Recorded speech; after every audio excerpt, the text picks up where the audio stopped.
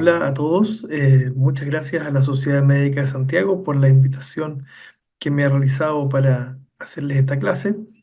Yo me llamo Rodrigo Nieto, soy psiquiatra de adultos y soy académico en la Clínica Psiquiátrica Universitaria de la Universidad de Chile y ahí participo en el equipo de TEA multidisciplinario encabezado por el doctor García y me he integrado como psiquiatra de adultos a este equipo justamente porque hemos visto que el TEA en adultos era un dilema desde el punto de vista del manejo, porque está habitualmente en la malla de psiquiatría infanto-juvenil, pero ellos no ven adultos. Y nosotros que vemos adultos no tenemos tanto de TEA en nuestra formación, clásicamente. Estamos trabajando para incorporarlo actualmente en el programa de formación. Entonces es un área en el que tenemos que capacitarnos y formarnos porque, como es de esperar, los niños con TEA crecen y cuando son adultos tenemos que verlos nosotros. Muchos pacientes se van a atender también en la atención primaria de salud y ese es el objetivo de esta clase, de proporcionar ciertos conceptos básicos del manejo de TEA en adultos para los médicos generales que se desempeñan en APS. Algo de introducción primero. ¿Qué es el espectro autista, cierto? Hay una alteración del neurodesarrollo, ¿verdad? Con genes involucrados y sus manifestaciones se pueden observar desde edad temprana. No es algo que va a empezar en la adultez. En ocasiones se diagnostica recién en la adultez, pero longitudinalmente vamos a encontrar de que han habido alteraciones de larga data, ¿no? En esos casos. ¿En qué afecta? Bueno, van a haber interferencias significativas en la interacción, comunicación social y presencia de comportamientos, intereses anormales o repetitivos, y afectación en la comunicación social, movimientos estereotipados, rígidos u otros. Se ha estimado una prevalencia del 2% en la población y hay una relación 4:1 hombre y mujer. Hay varios factores de riesgo involucrados, como tener un hermano con TEA, por ejemplo, que nos habla del riesgo genético, asimismo los antecedentes psiquiátricos familiares en familiares de primer grado, defectos asociados a malformaciones o disfunción del sistema nervioso central, la prematurez, menor a 35 semanas, antecedentes de infecciones genéticas, padres con mayores a 35 años al momento del embarazo. Esto también se ha visto en otros cuadros en psiquiatría, por ejemplo, en la esquizofrenia recientemente. El uso de valproato en el embarazo, antecedentes de distrofia muscular, esclerosis tuberosa y neurofibromatosis, o un peso al nacer muy bajo, pero ninguno de estos por sí solo es determinante. No están las vacunas acá como a veces se piensa. Consideraciones respecto al TEA en adultos. Las personas con trastorno del espectro autista presentan diferencias neurológicas y cognitivas que moldean cómo experimentan el mundo. Dentro de su espectro hay una gama de necesidades, fortalezas y desafíos variables y va a influir en el grado de apoyo requerido en su vida diaria, tanto en la infancia como en la adultez. Los apoyos a los adultos con TEA deben estar orientados a aumentar su autosuficiencia y su autodeterminación. Esto debe incluir el adquirir diversas habilidades para la vida diaria, habilidades sociales y recibir apoyo en la búsqueda de educación superior y empleos significativos. En la fase de transición a la adultez hay que tener ojo. El periodo de transición a la vida adulta en los jóvenes es un momento de importancia crítica durante el cual la incidencia y severidad de algunas condiciones de salud física y mental aumenta. Porque de alguna forma también en la niñez estaba el colegio, ¿no? Y con un colegio adecuado había un poco de estructura. Y cuando termina eso, hay una etapa más desestructurada que implica más desafíos. Sin los servicios continuos apropiados, los problemas de salud física y mental pueden o pasar desapercibidos o exacerbarse, complejizando el proceso de transición a la adultez de una persona con TEA. A medida que las personas con TEA hacen su transición a la edad adulta, entonces, como mencionábamos, van dejando atrás muchos de los apoyos que tenían dentro del sistema educativo y con menos apoyo y por otro lado más demandas de independencia, muchas personas con TEA tienen aquí un momento difícil. El manejo clínico de una persona con TEA en este momento del ciclo vital, al entrar a la adultez, puede implicar buscar servicios y o recursos para brindar el apoyo que ya no está disponible a través del sistema escolar. Y es por eso que muchas universidades están actualmente implementando programas especiales de apoyo a las personas con TEA que están estudiando. Algunas personas con TEA en esta etapa pueden necesitar apoyo en forma de ingresos suplementarios o supervisión o arreglos de vivienda con apoyo y empleo, capacitación laboral, atención médica, ayuda con el transporte e instrucción de habilidades de autocuidado vía comunitaria, pero siempre orientado al mayor grado de autonomía posible. ¿Cuándo es necesaria una evaluación, ¿no?, de posible TEA?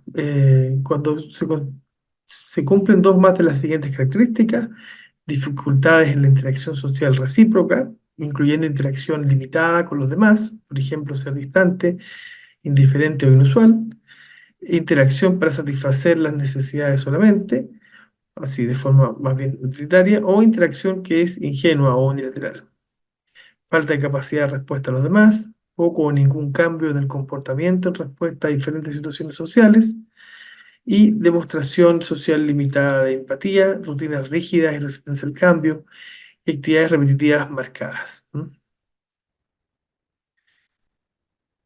En ocasiones, llegan las personas a la vida adulta sin haber recibido un diagnóstico de TEA previo y acuden por una sospecha de evaluación diagnóstica. Es una de dos situaciones las más frecuentes. En ocasiones, como el grado de afectación del TEA es bien variable, a veces hay personas con capacidades intelectuales menos desarrolladas y, por otro lado, que han tenido complicaciones severas y que llegan, por ejemplo, a hospitalizarse, ¿no? Y ahí se revalúa el diagnóstico, vemos que no calza con otros diagnósticos que vemos en la adultez y se puede plantear el diagnóstico de TEA en ese contexto.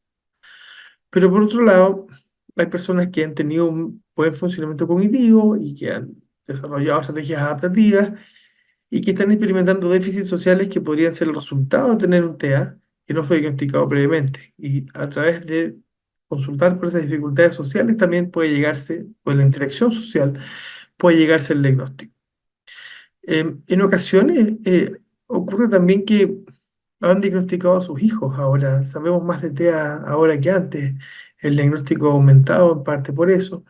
Y de alguna manera muchos pacientes se ven reflejados en sus características, en sus hijos y en aquellas características de sus hijos que llevaron al diagnóstico. Y eso también puede gatillar motivo de consulta.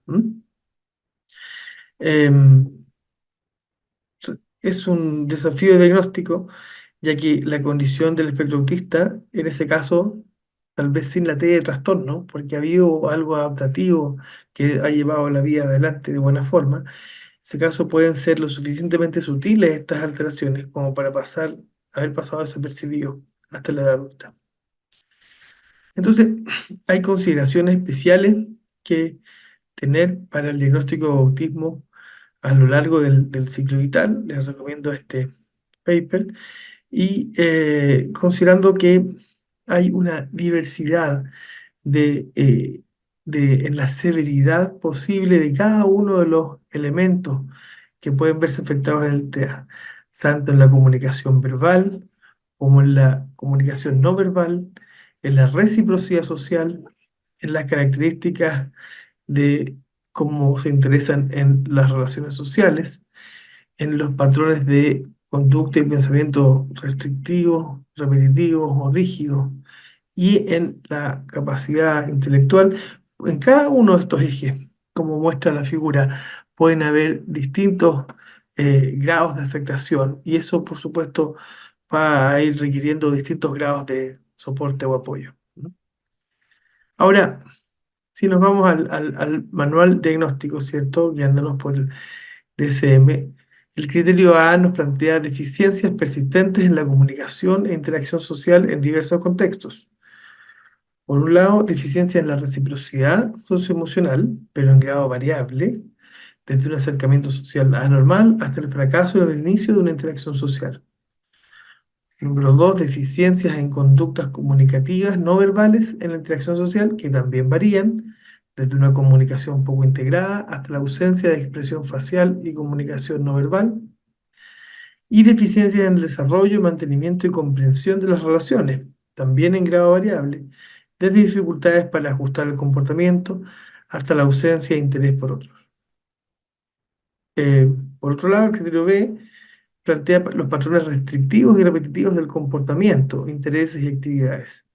Esto puede incluir movimientos, utilización de objetos o habla estereotipadas o repetitivos, insistencia en la monotonía, excesiva inflexibilidad de rutinas o patrones de comportamiento, intereses muy restringidos y fijos que son anormales en cuanto a su intensidad y foco de interés, y por último, hiper o hiporreactividad a estímulos sensoriales o un interés inhabitual por aspectos sensoriales del entorno.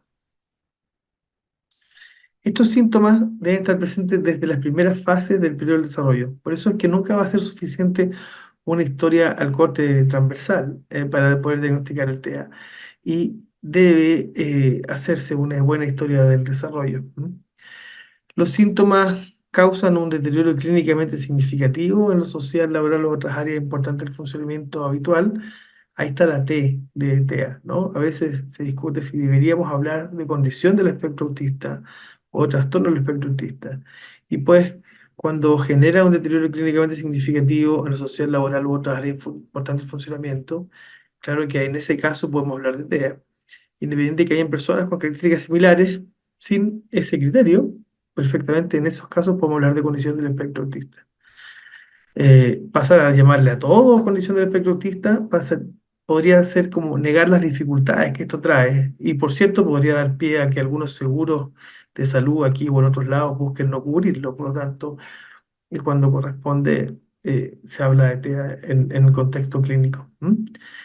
Y por supuesto, no se explican mejor por otro diagnóstico y eso suele estar en los manuales de SEME como diagnóstico de exclusión. No hay un marcador biológico o test específico y el diagnóstico sigue siendo clínico. Hay herramientas diagnósticas, pero tampoco son 100% confiables. La experticia, juicio clínico y seguimiento de criterios diagnósticos van a ser lo más importante, considerando el instrumento de evaluación como un apoyo al proceso de evaluación diagnóstica.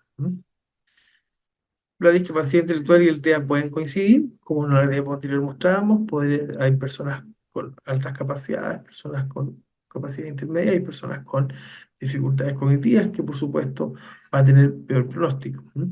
Pero el diagnóstico de la comorbilidad, la comunicación social, tiene que estar por debajo de lo previsto para el nivel general de desarrollo para poder hacer el diagnóstico de TEA independiente.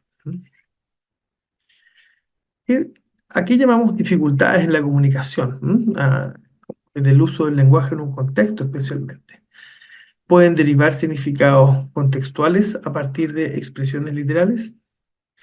En cuanto a las metáforas, pueden presentar dificultades en la comprensión de estas, así como también dificultades en la comprensión de modismos, refranes o proverbios. A lo mejor poder saber que nuestro paciente tenga o no tenga TEA no va a modificar tanto, tal vez, la elección, a lo mejor el tratamiento farmacológico, ¿no? Pero sí tendríamos que tener ciertas consideraciones a cómo nos comunicamos con nuestro paciente. Y ahí un estilo comunicacional claro, sin uso de ironías ni de metáforas, va a ser mucho más claro para que ellos puedan entender y nosotros podamos comunicarnos apropiadamente con ellos.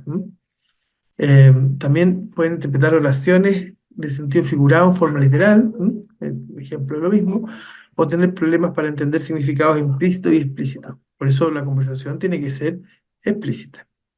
Pueden tener problemas para iniciar una conversación, pueden tener problemas para predecir el comportamiento de otras personas, desde dificultades en la mentalización, pueden tener dificultades para comprender ironías o sarcasmo nuevamente, pueden tener dificultades para interpretar expresiones referenciales o dificultades para descifrar los contextos sociales, como se ha hablado de seguir al contexto, y dificultad en la comprensión de las intenciones, deseos y de las emociones propias y ajenas. Eso hablamos en general cuando nos referimos a estas dificultades en la comunicación. Y por otro lado está esto que hablábamos de los patrones restrictivos y repetitivos de comportamientos e intereses. Pensamiento repetitivo, insistencia en los mismos temas e intereses circunscritos, movimientos motores estereotipados, hiper o hiporreacciones a estímulos sensoriales, dificultades al enfrentarse a situaciones nuevas, para elaborar soluciones y para pedir ayuda, tendencia a caer en pensamientos que persisten o a bloquearse ante situaciones emergentes no esperadas, tener intereses que se suelen volver a presentar durante una conversación de manera recurrente, posibilidad de realizar algunos rituales o conductas repetitivamente sin sentido comunicativo. Los intereses profundos no necesariamente son permanentes, también pueden ser intensos y breves, pero en ocasiones son permanentes y recurrentes. Pueden haber dificultades para aceptar interrupciones en las que se manifiestan estos intereses restringidos, por lo que es bueno darle su espacio también, y tendencia a establecer protocolos de acción secundarios a la capacidad de sistematización de la información disponible, que suelen ser identificados como rituales. ¿Hay herramientas diagnósticas? Las hay. El A2 es el más que han escuchado seguramente, el A2. Existe otra más usada en niños, el ADR, que es una entrevista que se aplica a los padres, ¿sí? Que sondea las esferas de la alteración de la interacción social recíproca, las limitaciones comunicativas y de lenguaje, el juego, las conductas ritualizadas y el momento en que aparecieron. Pero por lo tanto en adultos no tiene tanta cabida. Y el A2.2, si se fijan, se puede aplicar en niños desde los 36 meses para adelante, y una parte del A2.2, no completo, el que se aplica en adultos, justamente la que es posible aplicar en adultos. ¿No? eh, Tiene puntaje corte y aunque no debiéramos considerarlo sinónimo de diagnóstico de TEA, un A2 positivo, em, a veces contar con la evaluación ayuda a identificar distintos aspectos que tal vez en una entrevista espontánea podrían pasarse y nos permite explorarlos dirigidamente con nuestro paciente. Los otros son menos conocidos, no los voy a mencionar.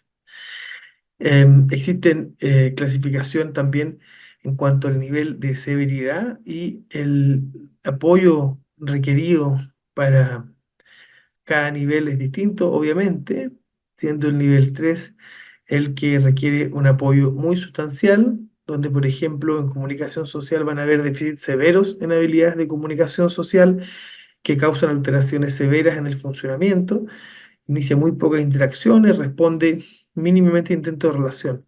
Eso es como un autismo más profundo, ¿sí? Que va a requerir más apoyo. Intereses restringidos y conducta respecto a eso, va a haber una inflexibilidad del comportamiento, una extrema dificultad afrontando cambios u otros comportamientos restringidos, repetitivos, que interfieren marcadamente en el funcionamiento en toda la esfera. Puede haber gran malestar al cambiar el foco de interés o la conducta. Pero en este espectro, con niveles de severidad bien distintos, puede ser que tengamos también el nivel uno que requiere apoyo, pero no tanto. ¿M? Y donde sin apoyo las dificultades de la comunicación social son evidentes, con dificultades para iniciar interacciones, pero puede finalmente comunicarse, ¿no? Con respuestas atípicas o fallidas, y puede parecer que el interés en la interacción social está disminuido. En cuanto a los intereses o conductas, va a haber una inflexibilidad del comportamiento que cause al menos interferencia en el funcionamiento en más de un contexto, en al menos un contexto, y problemas de organización y planificación que obstaculizan la independencia. Y el nivel 2 va a estar entre medio de estos dos niveles que hemos descrito, siendo el 3 el más severo, el uno el menos severo de estos tres niveles.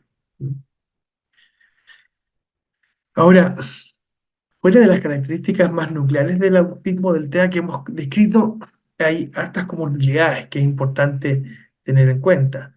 Y en la evolución durante la vida adulta y en la transición a la adultez puede complicarse con estas comorbilidades.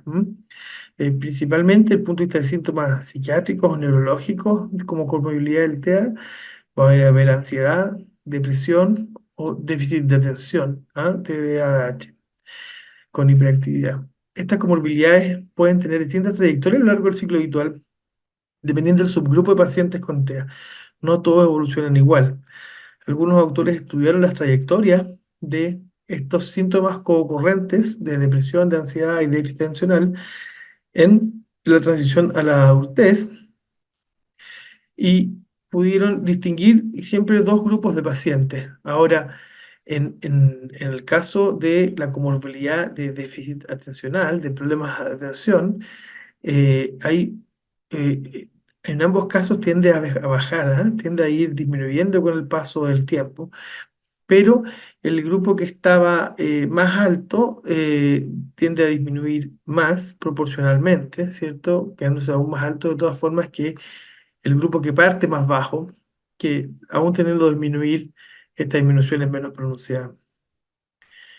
Respecto a los síntomas ansiosos, ¿verdad? O ansiosos depresivos, tienden aquí a haber dos grupos y en los que partían con un nivel más alto se mantienen siempre altos, pero hay un grupo más bajo que tiende a ser un pic, ¿ah? Aquí alrededor de justamente el periodo de la adolescencia y transición a la adultez.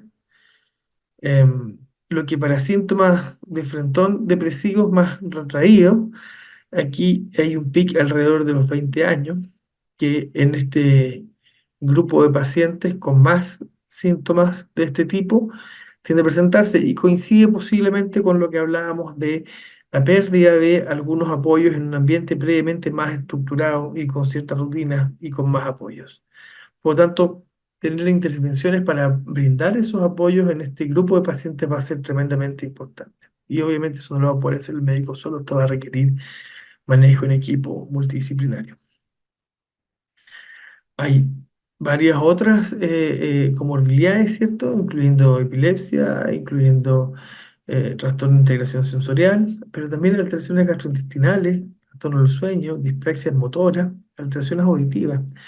Es decir, aquí no hay una, solamente se quedan los síntomas en la esfera de lo neuropsiquiátrico. Hay una serie de comorbilidades físicas también que es necesario considerar. La mayoría de las enfermedades conocidas afectan a las personas con TEA en la misma proporción que el resto de la población. Sin embargo, algunas con mayor frecuencia. La epilepsia es el principal caso a tener en cuenta. Puede estar presente hasta en el 30% de los casos con TEA y puede manifestarse de diferentes formas. Tiene un mayor riesgo de presentarse en la adolescencia o adultez temprana y puede reducir la expectativa de vida en caso de convulsiones graves. Los síntomas gastrointestinales, por otro lado, son comunes. Alrededor del 70% de los casos de TEA pueden tener síntomas gastrointestinales. Aquí puede haber dolor abdominal, intolerancia alimentaria, constipación y diarrea crónica.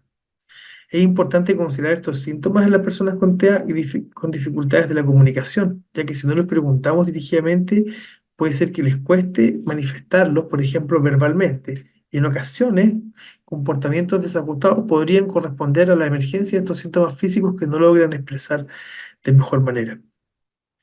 Las anormalidades del movimiento o problemas motores también son frecuentes, hasta en el 80% de los casos, con movimientos estereotipados y tics que pueden ser más notorios en la adultez. Los trastornos del sueño también son más frecuentes en el TEA, entre 50 y 80%, incluyendo el insomnio, alteración de los ciclos circadianos y parasomnias. Pueden ser disruptivos en la rutina diaria y además hay mayor frecuencia de hiperlaxitud articular, enfermedades autoinmunes, reumatológicas, psicosomáticas y alteraciones de la conducta alimentaria, entre otras. ¿Por qué nos importa conocer las comorbilidades? Bueno, afectan directamente la calidad de vida y en algunos casos pueden poner en riesgo la sobrevida. La manifestación clínica del TEA puede variar de acuerdo a las comorbilidades, tanto la historia como la manifestación actual.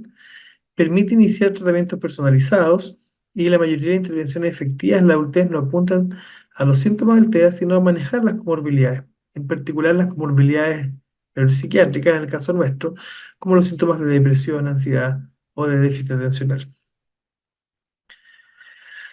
Los pilares del tratamiento deben considerar un tratamiento individualizado, pero siempre con participación familiar, con estructuración del entorno y con intensidad y generalización regulada. ¿No? Aquí tiene que haber un tratamiento multidisciplinario y un seguimiento de los pacientes. Es ideal, ¿cierto?, que conociéramos de mejor manera cómo estructurar el entorno para los pacientes con TEA. Es recomendable que el equipo de salud conozca cómo ofrecer diferentes apoyos y educaciones necesarias para promover una atención que genere un clima de confianza y colaboración. Sin embargo, existe escasa evidencia sobre la atención de salud y la necesidad de apoyo de personas adultas con TEA, siendo esta un área donde más investigación es necesaria.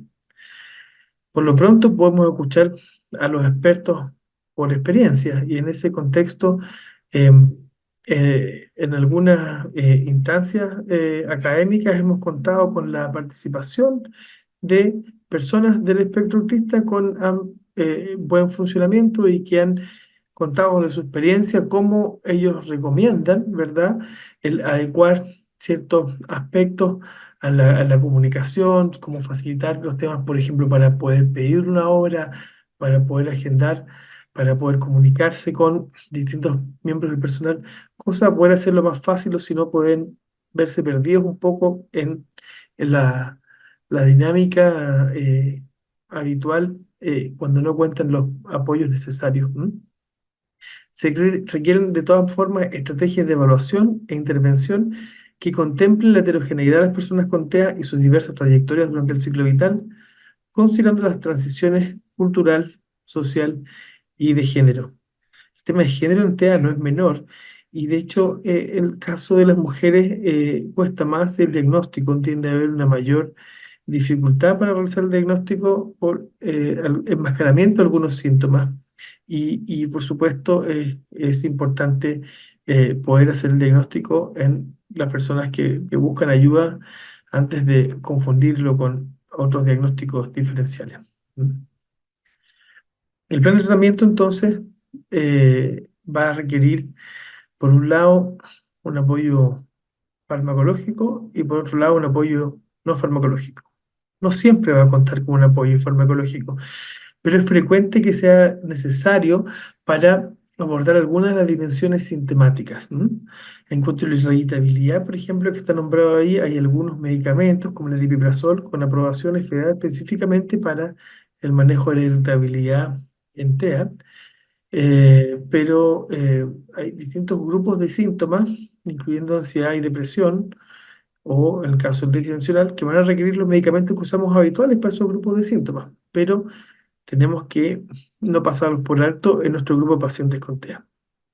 Y respecto a lo no farmacológico, hay un manejo multidisciplinario que es necesario, enfocándonos ya sea en la conducta o en el desarrollo, y donde distintos miembros del equipo, médicos, psicólogos, fonoaudiólogos, terapeuta ocupacional o incluso kinesiólogos pueden tener algún rol. ¿Qué rol? El siguiente. En caso del médico, bueno, coordinar las acciones del equipo orientadas al diagnóstico, realizar parte de la evaluación clínica y solicitar o ejecutar en los exámenes de laboratorio las posibles comorbilidades neuropsiquiátricas. Realizar una evaluación desde el punto de vista global en caso del niño y implementar el uso de fármacos tendientes a tratar la comorbilidad. Generar un enlace entre el equipo y la familia, promover la participación del grupo familiar en la toma de decisiones de salud y realizar un seguimiento periódico del niño o en el caso del adulto del individuo. ¿No? El fonoaudiólogo también tiene un rol, porque los fonoaudiólogos están muchas veces a cargo de ver los aspectos lingüísticos, sociales y comunicativos en la identificación temprana del TEA, y esto también puede implicar que participen en adultos en la confirmación diagnóstica. ¿M? Aquí puede haber un análisis exhaustivo de las fortalezas y debilidades de las destrezas comunicativas para el pronóstico, evaluar la motricidad oral y de ilusión y de tipo audiológica, intervenir en las habilidades sociocomunicativas, neuropsicológicas, psicolingüísticas, del pensamiento auditivo, de la motricidad oral y también de la deglución, participar en la modificación de las alteraciones conductuales y desadaptativas, guiar los planes de estimulación temprana del lenguaje en contexto familiar y orientar las adaptaciones curriculares pertinentes en el ambiente preescolar o escolar, ¿m? O universitario o laboral. En el caso del psicólogo, le corresponde desarrollar acciones de evaluación y diagnóstico del desarrollo a través de la aplicación de los instrumentos definidos, brindar asesoría y orientación en el manejo conductual con los padres para compensar dificultades y entrenamiento de padres y o cuidadores para la aplicación de los principios de modificación conductual en contexto del hogar.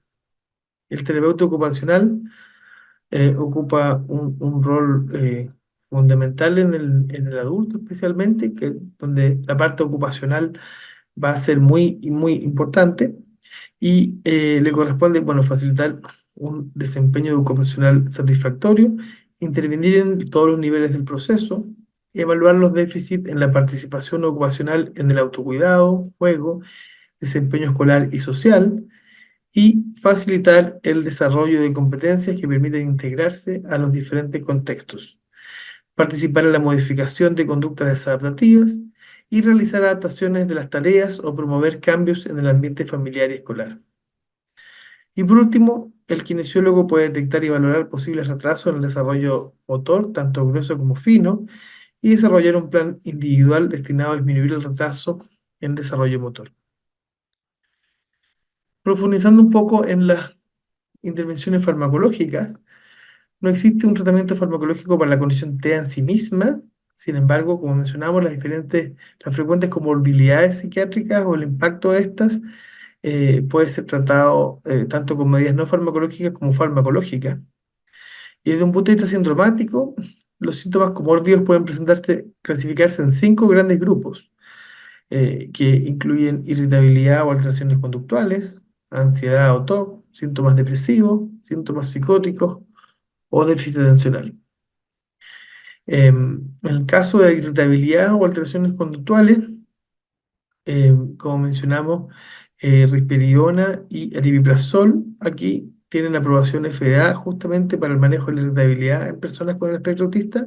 Es la única son las únicas aprobaciones FDA para el diagnóstico con un grupo sintomático específico.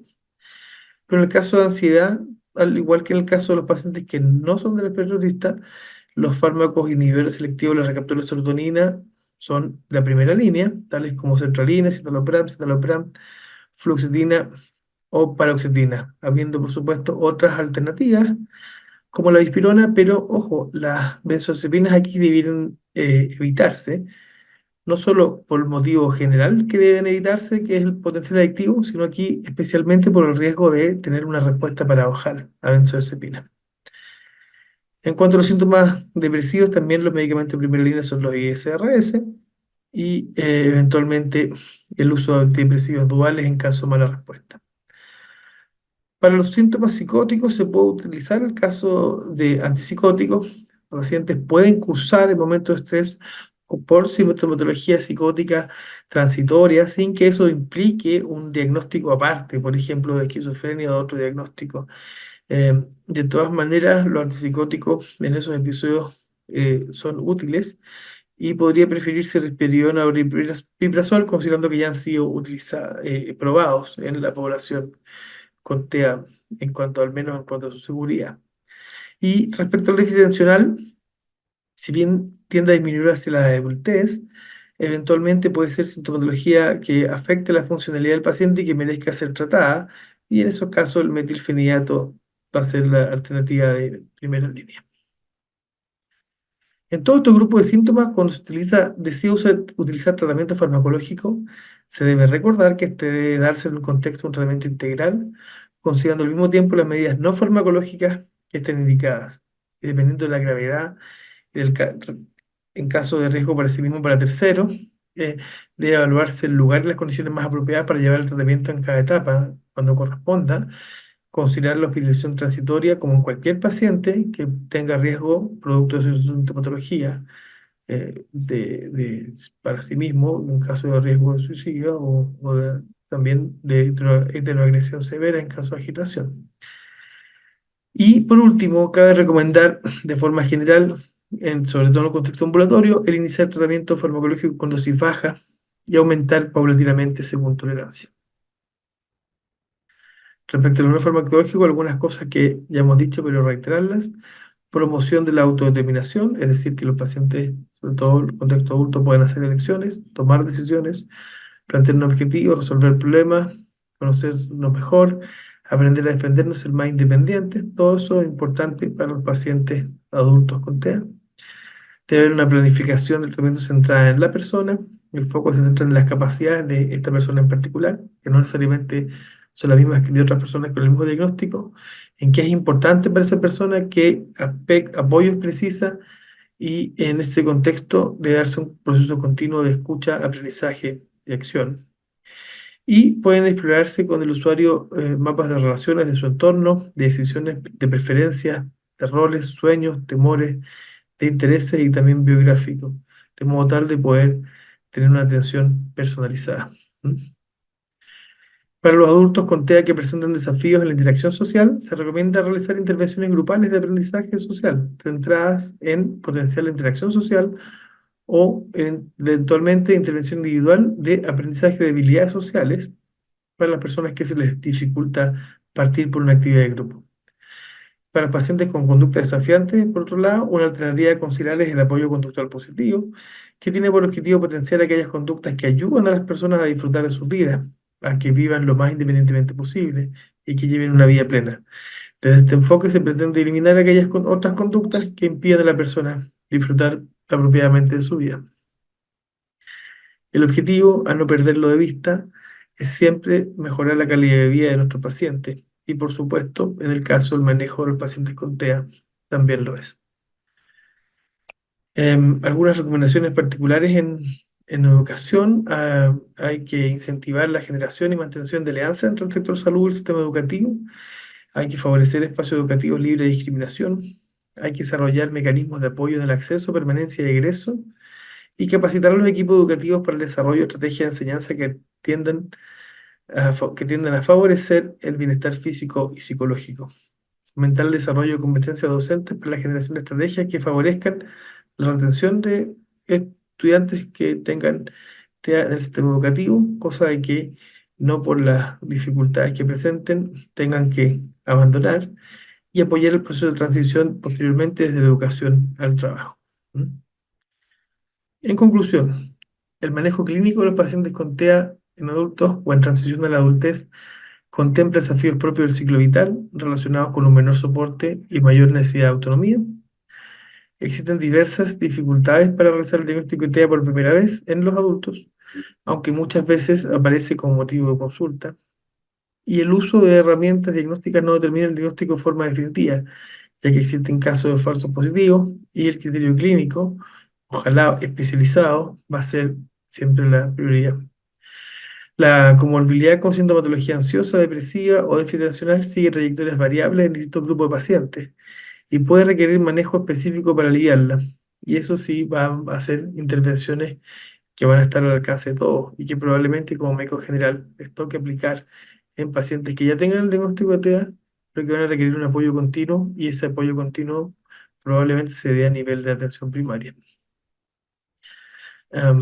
Spoiler alert, el MinSal ha estado trabajando en una guía de orientaciones técnicas para atención integral de adultos con trastorno del espectro autista, como parte de una guía completa, tanto un equipo que trabajó en niños y otro equipo que trabajó en adultos y está entiendo, en su fase final de edición. ¿No?